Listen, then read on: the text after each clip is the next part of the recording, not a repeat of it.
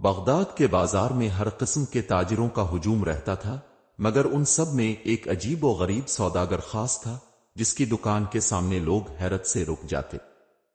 وہ کوئی عام تاجر نہیں تھا، اس کی دکان پر نہ کپڑے تھے نہ زیورات، بلکہ ایسے جادوئی سامان تھے جو لوگوں کے خواب پورے کرنے کا وعدہ کرتے تھے۔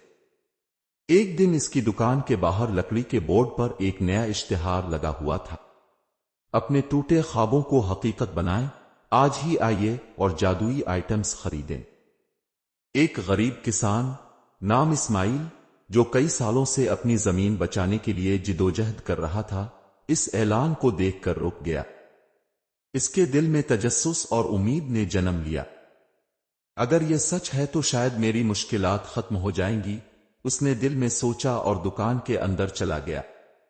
دکان کے اندر داخل ہوتے ہی اسے عجیب و غریب مناظر دیکھنے کو ملے۔ کونے میں ایک دھندلا آئینہ رکھا تھا جس میں جھانکنے سے ایسا لگتا تھا جیسے وہ کسی اور دنیا کا دروازہ ہو۔ ایک طرف چھوٹے چھوٹے چراغ رکھے تھے جن سے روشنی نکلتی اور غائب ہو جاتی۔ دکان کا مالک، ایک لمبا دبلا پتلا شخص سیاہ چغا پہنے، کاؤنٹر کے پیچھے کھڑا تھا۔ اس کی آنکھوں میں ایسی چمک تھی جیسے وہ ہر کسی کے اندر کا راز جانتا ہو۔ میں تمہاری مدد کر سکتا ہوں، سوداگر نے گہری آواز میں کہا۔ بتاؤ تم کیا چاہتے ہو؟ اسماعیل نے جھجکتے ہوئے اپنی مشکل بتائی۔ میری زمین قرضے کی وجہ سے جانے والی ہے۔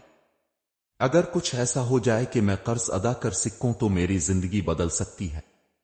سوداگر مسکرایا اور الماری سے ایک چھوٹا سا مٹی کا چراغ نکالا۔ یہ لو، یہ تمہاری مشکلات کا حل ہے۔ بس یہ چراغ جلاؤ اور اپنی خواہش کا اظہار کرو۔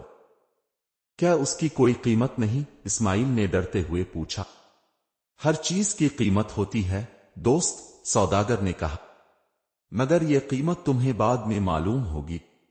ابھی کے لیے چراغ لو اور اپنی زندگی بدل لو۔ اسماعیل چراغ لے کر گھر واپس آیا۔ دل میں خوشی اور ڈر کی ملی جلی کیفیت تھی۔ اس نے چراغ جلایا اور دل کی گہرائی سے اپنی خواہش کی۔ کچھ ہی لمحوں میں ایک معجزہ ہوا۔ اس کی زمین پر ایسی فصل اگ آئی جو سونے جیسی چمکتی تھی۔ اسماعیل نے خوش ہو کر اپنی زمین کو بیچ دیا اور قرض ادا کر دیا۔ مگر جب رات ہوئی تو کچھ عجیب ہونے لگا۔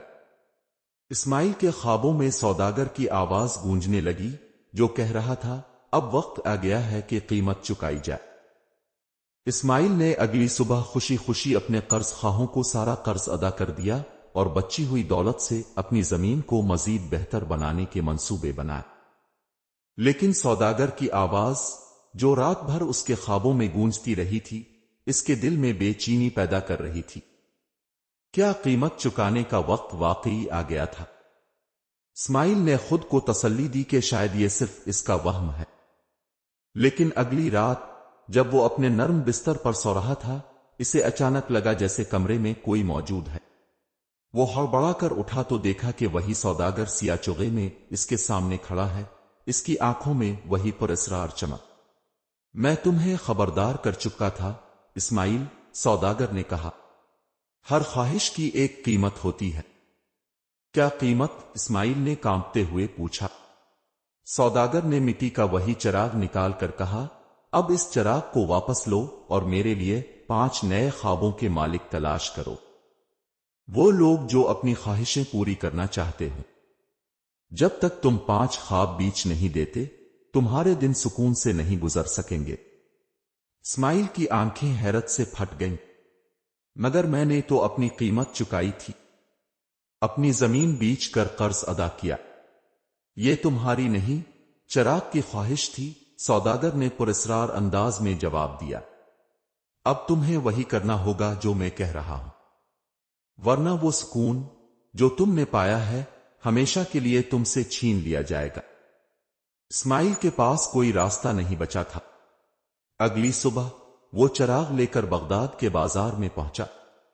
اس نے لوگوں کی کہانیاں سننی شروع کیں، ان کے خواب اور خواہشات جاننی شروع کیں، تاکہ ان میں سے 5 ایسے لوگ تلاش کر سکے جن کی زندگی میں خواب چراغ کی مدد سے کوئی بڑی تبدیلی لا سکیں۔ پہلا شخص ایک نابینا فقیر تھا جو سالوں سے بینائی کی دعا مانگ رہا تھا۔ اسماعیل نے اسے چراغ پیش کیا اور کہا کہ یہ اس کی خواہش پوری کرے گا۔ فقیر نے چراغ قبول کر لیا، مگر وہ اسماعیل کی آنکھوں میں ایک عجیب سی بے بسی کو بھانپ نہ سکا۔ رات کو فقیر نے چراغ جلایا اور اپنی بینائی مانگی۔ معجزہ ہوا اور وہ دیکھنے کے قابل ہو گیا۔ لیکن اگلی صبح فقیر کے آس پاس کے لوگ اس سے دور ہونے لگے، کیونکہ بینائی نے اسے وہ تلخ حقیقتیں دکھا دیں جو اندھیرے میں چھپی رہتی تھیں۔ اسماعیل نے فقیر کو دیکھتے ہوئے محسوس کیا کہ اس کے خواب کا یہ حصہ شاید وہ نہیں تھا جو وہ چاہتا تھا۔ چراغ کے ذریعے دی جانے والی خواہشیں محض ظاہری تحفے ہیں جو اندر کی حقیقت کو بدل نہیں سکتی۔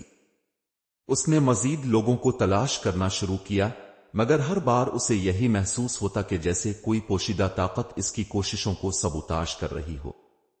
دوسری صبح اسماعیل ایک تاجر کے پاس پہنچا جس کا خواب تھا کہ وہ اپنی تجارت کو عالمی سطح پر پھیلائے۔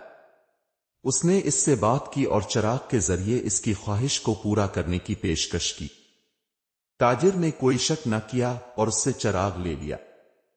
اگلی رات اس تاجر کی تجارت واقعی عالمی سطح پر پہنچ گئی، مگر اس کے ساتھ آنے والے دنوں میں اس کا دل ایسا سرد ہو گیا کہ وہ لوگوں سے بدظن ہو گیا، اور اس کی کامیابی نے اسے دوستوں اور عزیزوں سے بھی دور کر دیا۔ تیسری اور چوتھی خواہشوں کے ساتھ بھی یہی ہوتا رہا۔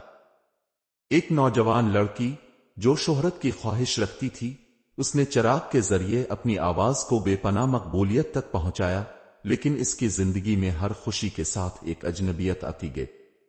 پھر ایک بزرگ جو سکون اور اطمینان کی تلاش میں تھا نے چراغ سے اپنی خواہش مانگی، لیکن وہ جو سکون حاصل کرتا تھا وہ اس سے زیادہ مایوسی میں بدلنے لگا۔ اسماعیل نے ان تمام لوگوں کے دکھوں کو دیکھا اور اس کا دل مغموم ہو گیا۔ وہ جان چکا تھا کہ یہ چراغ ایک تباہی کا نشان ہے جس نے ہر کسی کی زندگی میں اندھیروں کی گہری لکیریں چھوڑیں۔ اب اسماعیل کے ذہن میں ایک سوال ابھرا، کیا وہ خود اس چراغ کا حصہ بن کر اپنی زندگی بہتر بنا سکتا تھا، یا پھر اسے یہ سب ختم کرنے کا کوئی راستہ تلاش کرنا پڑے گا؟ وہ اپنی تقدیر کے اس نئے موڑ پر کھڑا تھا جہاں اسے اپنی آخری فیصلہ کرنا تھا۔ اسماعیل نے دل میں ٹھان لیا کہ وہ اس چراغ کی طاقت کو ختم کرے گا۔ وہ اپنے دل کی سن رہا تھا اور جان چکا تھا کہ سچائی تک پہنچنے کا ایک ہی راستہ ہے، اسے تاجر کے پاس واپس جانا ہوگا اور اس کا راز بے نقاب کرنا ہوگا۔ اس نے چراغ کو ہاتھ میں پکڑا اور نیک نیتی سے تاجر کے مقام کی طرف بڑھا۔ تاجر کا محل شہر کے مرکز سے تھوڑا دور تھا، اور جب اسماعیل وہاں پہنچا اس کے دل میں ایک عجیب سا خوف تھا۔ تاجر اس کے سامنے بیٹھا تھا اور مسکراہٹ کے ساتھ اس کا استقبال کیا۔ تو آیا ہے اسماعیل؟ اپنے خواب کو پورا کرنے کے لیے، تاجر نے کہا، لیکن اس کی آنکھوں میں چمک تھی جو اسماعیل کے لیے ایک خطرے کی گھنٹی بن گئی۔ میں تمہارے راز کو بے نقاب کرنے آیا ہوں، اسماعیل نے دھیرے سے کہا۔ میں جان چکا ہوں کہ تمہیں لوگوں کے خوابوں کے بدلے ان کی روحیں لینی پڑتی ہیں۔ اس کے الفاظ میں ایک بے مثال پختگی تھی۔ تاجر نے ایک لمحے کے لیے سکوت اختیار کیا، پھر اس کے لبوں پر ایک زہر بھری مسکراہٹ آئی۔ تو آخر کار سمجھ گیا، تاجر نے کہا۔ تمہیں یہ معلوم ہونا چاہیے تھا کہ ہر خواہش کی ایک قیمت ہوتی ہے، اور تم نے خود کو اس قیمت کا حصہ بنایا ہے۔ اسماعیل نے چراغ کو اپنے ہاتھ سے پھینک دیا اور اس کے اوپر ایک پتھر گرا دیا، جس سے وہ ٹوٹ گیا اور اس کی روشنی چمکنے کے بجائے مدھم ہو گئی۔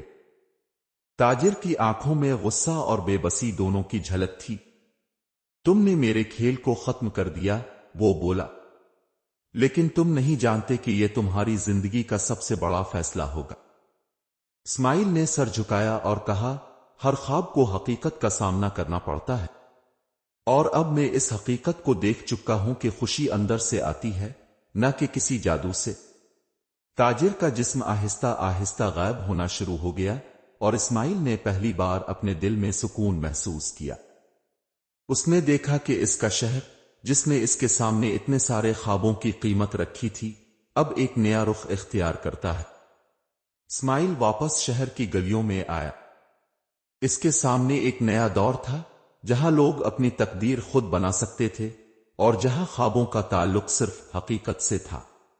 یاد رکھیں، ہر خواب کا ایک راستہ ہوتا ہے، لیکن ہر راستے کی حقیقت بھی ہوتی ہے۔